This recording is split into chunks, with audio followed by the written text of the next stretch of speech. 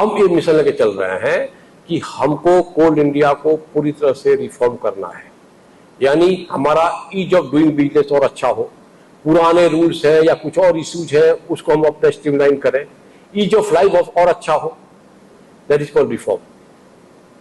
Transform मतलब देखिएगा कि यदि हम अपने आप में परिवर्तन नहीं करेंगे, अच्छा से परिवर्तन नहीं करते रहेंगे, तो फिर हमारा अस्तित्व रह जाएगा, वो बाद में नुकसान करेगा।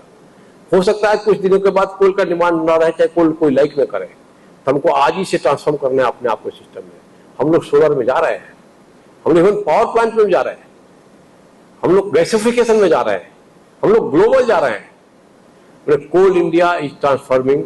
और बॉस बताए कि हमारा 20 सूत्रीय कार्यक्रम है, 20 पॉइंट एजेंडा लेके चल रहे हैं, वो ईयर 2026 में ट्रांसफॉर्मेशन में सबसे काम करना है।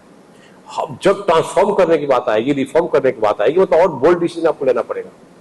जब सोलर में आपकी पोस्टिंग होगी तो आपको सोलर की किताब पढ़ना पड़ेगा, सोलर के बारे में नॉलेज गेन करना पड़ेगा, और बिजनेस वालों का तो और ज्यादा मेहनत करना पड़ेगा। माय डियर फ्रेंड्स, यदि आपको चोर को पकड़ना है ना, तो आपको उससे भी तेज चलना पड़ेगा, तभी आप पकड़ पाएंगे। सचमुच आपको लायन बनना पड़ेगा, शेर बनना पड़ेगा। एक और बता दो, लायन का स्पीड जो होता है ना, डियर के स्पीड से कम होता है। हिरण का स्पीड ज्यादा होता है लायन के स्पीड से दौड़ने में, लेकिन हिरण को हर बार पकड़ लेता है लायन। कारण क्या है? क्योंकि हिरण कुछ देर बाद दौड़ने के बाद दौड़ करके पीछे देखता है, तो उसका स्पीड कम हो जाता है, और शेर पीछे नहीं देखता, वो तेजी से जाता है, उसको पकड़ लेता है। एक और अपने जीवन में लगाओ कि हमको पीछे मुड़ के नहीं देखना है।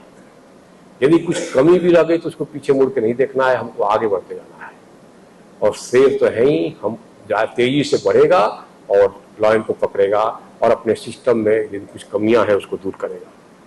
और कोई भी ट्रांसफॉर्म करना है तो अभी ऐसा है कि बिना काम किए तो होगा नहीं। मैं हमेशा एक भागवत गीता का श्लोक में लिखा हुआ है कि नियतम कुरु कर्मत्वम कर्म जायो अकर्म। आप अपना नियमित काम करो, क्योंकि काम करना काम न करने से हमेशा अच्छा होता है। काम न करना काम करना काम न करने से हमेशा अच्छा होता है। इसलिए आप अपना नियमित काम कीजिए। काम करो तो तब न पता चलेगा गलत हुआ कि सही हुआ, और आगे जाइएगा तब पता चलेगा कि आपका मलाफाइड है कि बोनाफाइड है। तो काम करिए।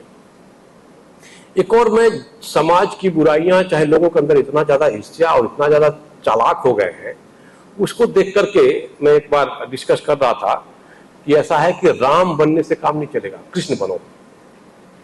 राम बनने से आपका काम नहीं चलेगा, आपको कृष्ण बनना पड़ेगा। बोले क्यों? कृष्ण बनो, जो जैसे खत्म हो सकता है उसको खत्म करेगा। द्रोणाचार्य को उन्होंने झूठ बोल करके मारा था, भीष्म के सामने शिखंडी को खड़ा कर दिया था, कर्ण के साथ। मतलब यदि आप खाली नैतिकता और रूल्स उसमें पढ़ते रहिएगा तो आपका कुछ भला नहीं होने वाला है। इसलिए मर्यादा ना करके मर्यादा को पार कीजिए, रूल्स रेगुलेशन को तोड़िए, तब भी जाकर के यदि हमको किसी करप्ट को, भ्रष्टाचारी को पकड़ना है तो पकड़ेगा। कृष्ण बनो। तो किसी ने जब ये बात में बताया तो हमको किसी ने बोला कि नहीं, राम को भी कम मत समझना। बोले कैसे? सादाजी साहब, राम मर्यादा को उन्होंने भी तोड़ा था। जब देखे कि ऐसा कोई आ गया, बाली को उन्होंने छुप के मारा था। बाली को भगवान श्री राम ने छुप के मारा था, क्योंकि पता था कि उसके सामने जाएंगे तो उनका आधा शक्ति उसको चला जाएगा, मर नहीं पाएगा।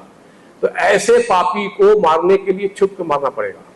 दुर्योधन का जंघा के ऊपर सब कुछ उसका मजबूत था, एकदम भद्र था, तो उसका जंघा ही तोड़ना पड़ेगा, तभी मर पाएगा, वरना मर नहीं पाएगा। सब ऐसे ऐसे लोग थे पापी, उनका आशीर्वाद ऐसा प्राप्त था। तो जैसा पापी मरेगा वैसा उसके हिसाब से अटैक करेगा। तो बिजनेस ऑफिसर के लिए मैं कहीं पढ़ा था कि जीवन में रामत्व उतारो, धर्म यही है। पटेल साहब, जीवन में रामत्व उतारो, धर्म यही है। हर बाली को छुप कर मारो, धर्म यही है।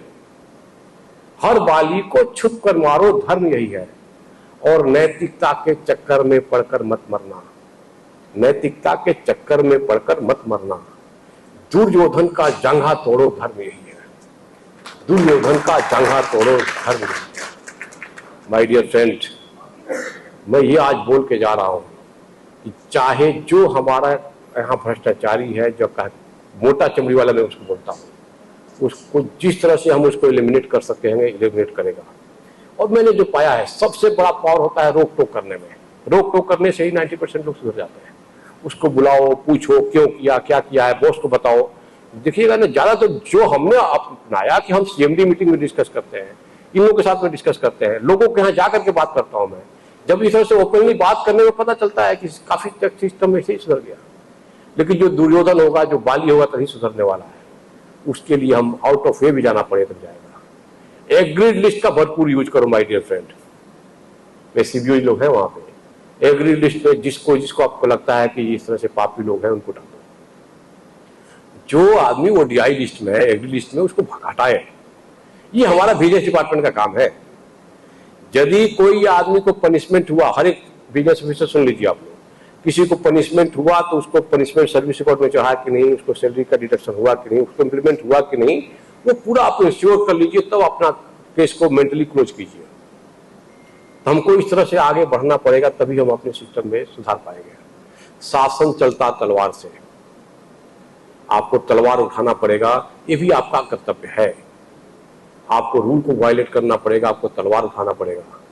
वो गोपाल सिंह नेपाली लिखते हैं ना कि वो राही तुम दिल्ली जाना तो कहना अपनी सरकार से, वो राही तुम दिल्ली जाना तो कहना अपनी सरकार से। चरखा चलता है हाथों से, शासन चलता तलवार से। तलवार नहीं उठाएंगे तो फिर हमारा बिजनेस की नौकरी बेकार है। दांत होना चाहिए, और ऐसा दांत होना चाहिए कि वो फिर से हिम्मत न हो किसी को सामने आने के लिए। माय डियर फ्रेंड, हम लोगों ने ऑनरेबल सीबीसी को एन नंबर ऑफ टाइम्स अपना कोल इंडिया में बुलाए, उनके साथ रहे। बाकी जितने बॉसेज हो सकते हैं अपना कोल इंडिया को ब्रांडेड के लिए हम लोगों ने बुला करके कोल इंडिया के बारे में बताए, उनसे सीखे और अपने लोगों को ट्रेनिंग कराए, उनसे लेक्चर सुने। और वर्ल्ड में जो बेस्ट प्रैक्टिसेज है उसको हम लोग अपनाए। एक और मैं बता दूं कि कोल इंडिया का विजिलेंस टीम बहुत ही स्ट्रांग है। 9 सीबीओज हैं, वो सारे के सारे क्लास 1 ऑफिसर हैं, यूपीएससी से सिलेक्टेड है। और अजय ने बताया ही कि 150 हमारे जो विजिलेंस ऑफिसर हैं, मोर देन 150, वो भी अपने आप में जेम है, टैलेंटेड है, जीनियस है। कोल इंडिया की विजिलेंस टीम बहुत ही स्ट्रांग है। दुनिया को बताइए कि ये strong team zero tolerance to corruption के प्रति बहुत अच्छा से काम कर रही है। ये भी बताना, ये जो हमारा इन्फॉर्म वाली जो बात आती है वो हमारा 2 तरह से है। एक इंटरनल बताना है कि ये मैनुअल चेंज हुआ, ये एसओपी चेंज हुआ, ये रूल्स चेंज हुआ है, इन्फॉर्म देम। दूसरा, दुनिया को बताइए कि कोल इंडिया कितना अच्छा हो चुका है। दुनिया को बताइए कि हम लोग कितना अच्छा से काम कर रहे हैं ट्रांसपेरेंसी मैटर में। कोल इंडिया की विजिलेंस टीम बहुत ही स्ट्रांग है और coal India is working on the policy of zero tolerance to corruption. ये दुनिया को बताओ। माय डियर फ्रेंड, एक और मैं बोलता हूं कि हर एक काम में सतर्कता है। और हर एक काम, जो भी आप काम कर रहे हैं, कोई माइंड का कोई ऑपरेटर का काम कर रहा है तो उसको अपना क्रेन ऑपरेट करना वही उसकी सतर्कता है। उसके लिए हम अपना ऑफिस का कोई काम कर रहे हैं, कोई टेंडर का काम कर रहा है, कोई ट्रांसफर पोस्टिंग डील कर रहा है, कोई काम जो कर रहा है उसी को वो निष्ठापूर्वक करे, टाइमली करे, ट्रांसपेरेंट वे में करे। यही उसकी उसके लिए सतर्कता है। हर एक काम में सतर्कता है और सतर्कता हम सब की साझा जिम्मेदारी है। इस मिशन पर हम लोग काम करें तभी हम लोग आगे कुछ कर पाएंगे। My dear friend,